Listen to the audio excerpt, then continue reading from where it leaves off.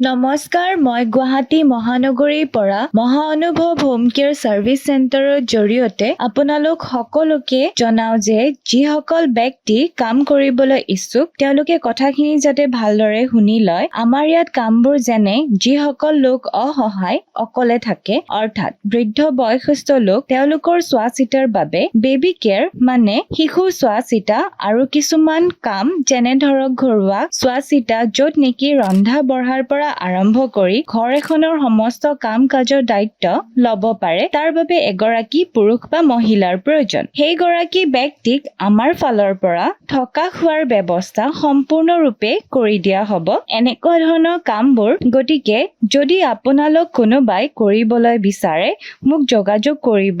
যোগাযোগৰ বাবে ফোন নম্বৰটো মই ভিডিঅ'টো স্ক্ৰীনত দি দিছো, মোক কন্টেক্ট কৰি ল'ব।